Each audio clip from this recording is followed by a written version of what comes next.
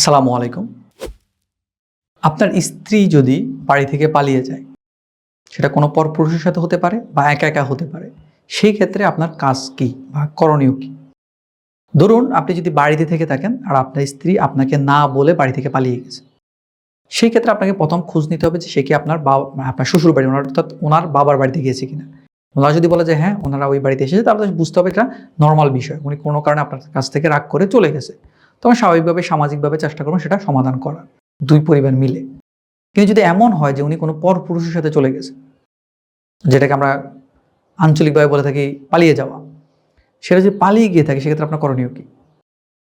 অথবা এমন হতে পারে যে আমি তো বললাম আপনি বাড়িতে আছেন, যদি এমন আপনি প্রবাসে থাকেন, আপনার স্ত্রী আপনার বাড়িতে থাকে, আপনার বাড়ি থেকে হুট করে সে চলে গেল, সেক্ষেত্রে আপনার করণীয় কি? সেই ক্ষেত্রে আপনার করণীয় হচ্ছে একইভাবে আপনার শ্বশুরবাড়ি থেকে খবর নেওয়া। ওনারা যদি বলে হ্যাঁ আমাদের এখানে এসেছে, তাহলে তো পারিবারিকভাবে কি করা যায় সেটা চিন্তা ভাবনা করবেন। আর যদি বলে যে না আমাদের এখানে আসেনি, সেক্ষেত্রে আপনি অবশ্যই ওই মুহূর্তেই থানায় জিডি করবেন। অনেক সময় দেখা যায় যে শ্বশুরবাড়ির লোকরাও এই ধরনের জটিলতাগুলোর সাথে মেয়ের পক্ষে থাকে, মেয়ের এই কাজগুলোতে তারা প্রশ্রয় দিয়ে থাকে। সেই ক্ষেত্রে আপনি যদি মনে করেন যে এরা ঝামেলা করতে পারে, ওদের বাড়িতে গেছে বলতেছে, বাট পরে অস্বীকারও করতে পারে, তাহলেও সেক্ষেত্রে আপনি চেষ্টা করবেন থানায় জিডি করে রাখতে। কেননা আপনি যদি থানায় জিডি না করেন, পরবর্তীতে এই নারী আবার আপনার বাড়িতে যদি আসে, সেক্ষেত্রে এই যে উনি পালিয়ে গেছে একটা সময় পরপুরুষের সাথে, সেটা কিন্তু আপনি দাবি করতে পারবেন না। আপনাকে মাথায় রাখতে হবে ২৪ ঘন্টা বা তারও আগে অবশ্যই থানায় জিডি করে রাখা। এবং উনি যদি আপনার বাড়ি থেকে কিছু নিয়ে যায়, সেক্ষেত্রেও আপনি চেষ্টা করবেন থানাকে সেটা জানিয়ে রাখতে যে এই জিনিসগুলো নিয়ে চলে গেছে। আর আপনি যদি বিদেশে থেকে থাকেন, সেক্ষেত্রে আপনার বাড়িতে যে পুরুষ গার্ডিয়ান আছে, তাদের একজনের ভিত্তিতে জিডিটা করবেন। এবং কিছু যদি নিয়ে চলে গিয়ে থাকে, সেক্ষেত্রে সেটা উল্লেখ করবেন। আর যদি পরপুরুষ যার সাথে গেল বা আপনি সন্দেহ করতেছেন কার সাথে গেছে, সেটা যদি নামটা জানতে পারেন, সেটা আপনি অবশ্যই মেনশন করে দিবেন। তাহলে যেটা হবে, ভবিষ্যতে ওই মহিলা আবার ফেরত আসতে চাইলে, আপনি যদি তাকে রাখতে না চান, তাহলে আপনি জিডির সহযোগিতা নিতে পারবেন। পাশাপাশি এই মহিলা যদি কোনোভাবে অন্য কোনো পরপুরুষের কাছে গিয়ে ধোঁকার শিকার হয়, ইভেন অনেক সময় আমরা প্রাণনাশের খবরও দেখে থাকি যে একজন পরপুরুষের কাছে গেল, পরপুরুষ ওনার কাছে থাকা যা আছে, অলংকার, টাকা পয়সা যা আছে, সবগুলো রেখে দিয়ে, মোবাইল ফোন রেখে দিয়ে ওই মহিলাকে হয়তো ফেরত পাঠাচ্ছে। তখন মহিলা ওনার সাথে বাক বিতণ্ডা জড়ালে অনেক সময় ওই মহিলাকে মেরে ফেলতেছে। এমন ঘটনা কিন্তু ঘটে।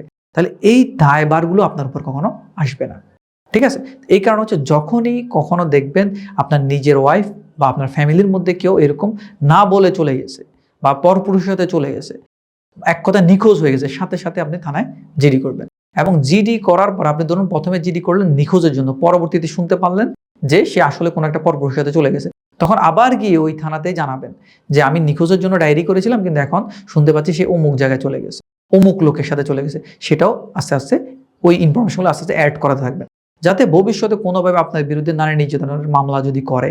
কারণ নর্মালি হয় কি, পরপুরুষরা এভাবে স্ত্রীদেরকে নিয়ে যায়, নিয়ে যাওয়ার পর স্বামীর বিরুদ্ধে নারী নির্যাতনের মামলা, দেনমোহরের মামলা করতে উৎসাহিত করে। তখন ওই নারী ওই মামলাগুলো করে। তখন এই যে জিডিগুলো আপনি করলেন, এগুলো কিন্তু আপনার অনেকগুলো কাজে আসবে প্রাইভেট ডিফেন্সের ক্ষেত্রে।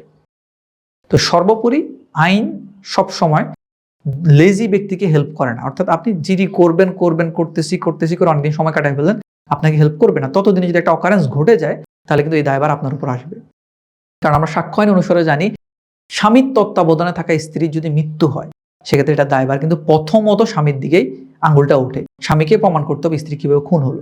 তা আপনি যদি নাই জানান কোর্টকে অথবা থানাকে যে আপনার স্ত্রী আপনার কাছে নাই, সে অলরেডি কারো না কারোর সাথে চলে গেছে, সেই ক্ষেত্রে ওই স্ত্রীর যদি কোনো ক্ষতি হয়, সেটার দায়ভার আপনার উপর আসতে পারে। আপনাকে প্রমাণ করতে হবে। হ্যাঁ, আপনি যদি কোনো অকারেন্স না করে থাকেন, আপনি প্রমাণ করতে পারবেন, কিন্তু কেন শুধু শুধু প্রমাণের দায়ভারটা আপনার উপর নিবেন? আপনি আগেই থানাকে জানিয়ে রাখুন। পাশাপাশি অনেক সময় স্ত্রী এরকম চলে গিয়ে আবার কয়েকদিন পরে ফেরত আসতে চায়। ঠিক আছে? সেই ক্ষেত্রে আপনি যদি তাকে রাখতে না চান, তাহলে আপনি এই জিডির সহযোগিতা নিতে পারবেন। অনেক সময় স্ত্রীরা কি করে, বাচ্চাদেরকে, ছোট বাচ্চা থাকলে বাচ্চাকে নিয়ে যায়।